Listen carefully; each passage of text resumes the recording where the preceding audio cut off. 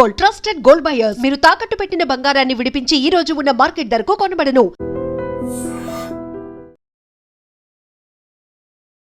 నమస్తే, welcome to I dream talking point with కవిత.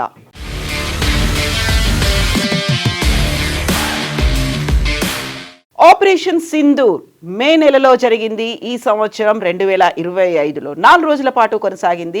అయితే operation Sindoor 2.0 ఏ క్షణమైనా జరగొచ్చు అనేటువంటి మాటని ఆర్మీ చీఫ్, త్రివిధ దళాలు, రక్షణ శాఖ మంత్రి, కేంద్ర ప్రభుత్వం, అందులోనూ ప్రధానమంత్రి పదే పదే చెప్తూ వచ్చినప్పటికీ navy chief admiral Dinesh Kumar Tripathi ఇంకొక మాట కూడా చెప్తున్నారు.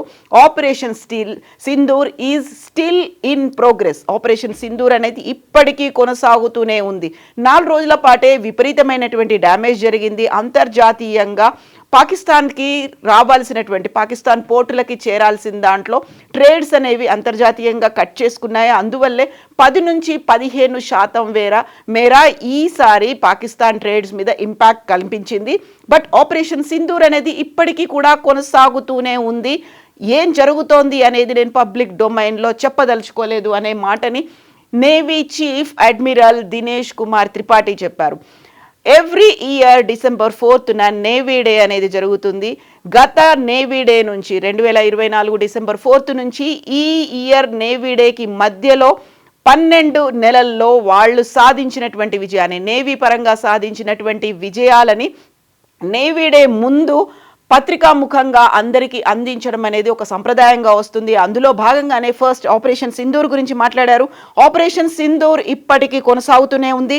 ముందస్తు హెచ్చరికలు లేకుండా ఘర్షణలు చెలరేగవచ్చు. 24 గంటలు సిద్ధంగా ఉండాలి అనేటువంటి మాటని navy chief admiral Dinesh Kumar Tripathi చెప్పారు. ఆయన ఏమన్నారు ఇప్పుడు ఆయన మాటల్లోనే విందాం. You have been provided the booklet, information booklet, but for those who don't have, and especially people who are watching online, I would highlight certain salients as to what has happened. To start with Operation Sindoor, it is an operation which still remains in progress, and therefore much of operation details cannot be put out in the open domain, for obvious reasons. To start with Operation Sindoor, it is an operation which still remains in progress, and therefore much of operation details cannot be put out in the open domain. So operation Sindoor still in progress. అందుకోసమే much operations ఏవైతే ఉన్నాయో వాటన్నిటిని మేము public డొమైన్లో పెట్టదలుచుకోలేదు అనేటువంటి మాట దినేష్ కుమార్ త్రిపాఠి చెప్తూ ఉన్నారు. అందులోనూ ముందస్తు హెచ్చరికలు లేకుండానే ఘర్షణలు చెలరేగవచ్చు. 24 గంటలు సిద్ధంగా ఉండాలి. అన్ని దళాల్లో, అన్ని దశల్లోనూ వైమానిక రక్షణ అనేది అవసరం ఉంటుంది. పాకిస్తాన్ నేవీ తమ హార్బర్లకే పరిమితం అయ్యేలా చేశాం. ఆ 4 రోజులు జరిగినటువంటి యుద్ధం, ఆపరేషన్ సింధూర్ సమయంలోనే విపరీతమైనటువంటి డ్యామేజ్ పాకిస్తాన్కి జరిగింది. హార్బర్ల నుంచి బయటికి కూడా రాలేని పరిస్థితి. ఆ పోర్టులని దాటి బయటికి వస్తే ఏం జరుగుతుందో అనేటువంటి భయంతోనే పాకిస్తాన్ నేవీ అనేది ఉంది. ఆ తర్వాత మక్రాన్ ఏదైతే ఉందో, మక్రాన్ జలసంధి దగ్గర మాత్రమే వాళ్ళ హార్బర్లని, పోర్ట్లని పెట్టుకొని ఉన్నారు అనేటువంటి మాటని దినేష్ కుమార్ చెప్తున్నారు. దీంతో పాటుగానే జరిగినటువంటి డ్యామేజ్ అంతర్జాతీయ స్థాయిలో 10 నుంచి 15% మేర ట్రేడ్స్ ద్వారా వాళ్ళకి నష్టం జరిగింది. అదే బిగ్గెస్ట్ డిక్లైన్గా చెప్తున్నారు. బట్ ఇప్పటికీ కూడా కొనసాగుతూనే ఉంది ఆపరేషన్ సింధూర్ అనేటువంటి మాటను కూడా చాలా క్లియర్గా చెప్పారు. దీంతో పాటుగా గతంలో కూడా పదే పదే అదే మాట చెప్తూ వస్తున్నారు. భారతదేశానికి సంబంధించి రక్షణ శాఖ మంత్రి రాజ్నాథ్ సింగ్తో పాటుగా ప్రధానమంత్రి Narendra Modi, chief of defence staff, ఇవందరూ కూడా చెప్తున్నటువంటి మాట అది.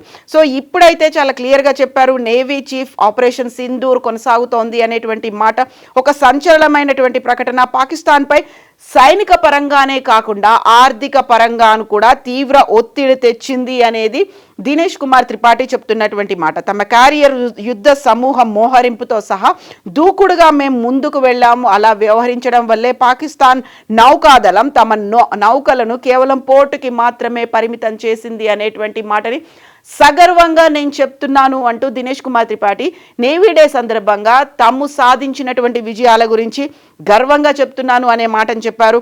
ఈ ఆపరేషన్ ఫలితంగా పాక్కు వచ్చే వాణిజ్య నౌకల సంఖ్య తగ్గడంతో పాటుగా వాటి బీమా వ్యయం కూడా విపరీతంగా పెరిగిపోయింది.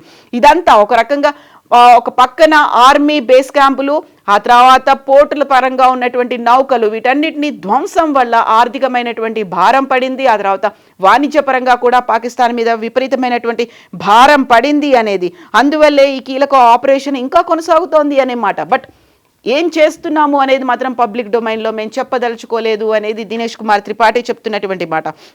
సో ఆపరేషన్ సింధూర్ తర్వాత ఇప్పటికీ కొనసాగడం, దాంతో పాటుగా ఈ పోర్టులకి మాత్రమే పరిమితం అవడం అనేటువంటి విషయాల్ని ఈ రోజు వెల్లడించారు దినేష్ కుమార్. పాక్ని మేము పూర్తిగా కట్టడి చేశాము. నౌకాదళం ప్రదర్శించినటువంటి తీవ్రమైనటువంటి దూకుడు, సకాలంలో తీసుకున్నటువంటి చర్యలే పాక్ నౌకాదళం వెనక్కి తగ్గడానికి కారణమయ్యాయి అనేటువంటి మాట. దీంతో పాటుగా గణనీయమైనటువంటి సంఖ్యలో వాణిజ్య నౌకలు పాకిస్తాన్కు ప్రయాణించడానికి నిరాకరించాయి. అంతర్జాతీయంగా ఉన్నటువంటి ట్రేడ్ ఒప్పందాల్లో భాగంగా పాకిస్తాన్ పోర్టుకి చేరుకోవడానికి సిద్ధంగా ఉన్నటువంటి విదేశీ నౌకలు కూడా పాకిస్తాన్కు వెళ్ళడానికి ఇప్పుడు వెనకాడుతున్నాయి అనేటువంటి మాటను చెప్పాడు. ఇది పాక్ ఆర్థిక వ్యవస్థపై అదనపు భారాన్ని మోపింది అనేటువంటి మాట. గత 7-8 నెలలుగా పాకిస్తాన్తో నెలకొన్న శత్రుత్వాల నేపథ్యంలో అడపాదడపా అక్కడ కాన్ఫ్లిక్ట్స్, ఒక వార్ జోన్ అనేది కనిపిస్తుంది. ఆ తర్వాత పాకిస్తాన్ కూడా రెచ్చగొట్టే వ్యాఖ్యలు చేస్తూ వస్తోంది. పాకిస్తాన్ కూడా చెప్పింది భారతదేశం వెనకడుగేసింది, శాంతి ఒప్పందంతో భారతదేశమే వచ్చింది అనేది. బట్ తాము సాధించినటువంటి విజయాల గురించి నేవీ చీఫ్ అయితే ఈరోజు వివరించారు. భారత నౌకాదళం పశ్చిమ అరేబియా సముద్రంతో సహా అన్ని కీలక ప్రాంతాల్లో అధిక కార్యాచరణ సంసిద్ధతను నిర్వహించింది అనేటువంటి మాట. And that is going on, that is in progress అనేటువంటి మాటను కూడా చెప్తున్నారు. భారతదేశ భద్రతకి మేము కట్టుబడి ఉన్నాము అనేటువంటి మాట. సో ఇదే మాటని పదే ప్రధానమంత్రి నరేంద్ర మోదీ, కేంద్ర మంత్రి Rajnath Singh, chief of defence staff general Anil చౌహాన్లు కూడా ఆపరేషన్ సింధూర్ ముగియలేదు, ఇంకా కొనసాగుతోంది అనేటువంటి మాట చెప్పారు. కొంచెం మేము జాలి చూపి వదిలేసాము. ఒకవేళ భగవంతుడు కనుక అనుగ్రహిస్తే, భగవంతుడు కనుక కోరుకుంటే పాకిస్తాన్ ప్రపంచ పటంలో లేకుండా చేస్తాము, ప్రపంచ పటంలో పాకిస్తాన్ ఉనికినే లేకుండా చేస్తాము అనే మాట చెప్పినప్పటికీ, సో ఒక రకంగా అది యుద్ధం నేపథ్యంలో జరిగినటువంటి నష్టం కావచ్చు, ఆ తర్వాత అది ఇప్పటికి కూడా దాని ట్రెమార్స్ లాగా కొనసాగుతున్నటువంటి ఆర్థిక పరమైనటువంటి భారం, ఈ నేపథ్యంలోనే కంప్లీట్గా అక్కడ జరిగినటువంటి నష్టం, అందువల్లే ఆపరేషన్ సింధూర్ ప్రోగ్రెస్లో ఉంది అనేటువంటి మాట. ఒక రకంగా ఇప్పటికీ త్రివిధ దళాలు అయితే సిద్ధంగా ఉన్నాయి.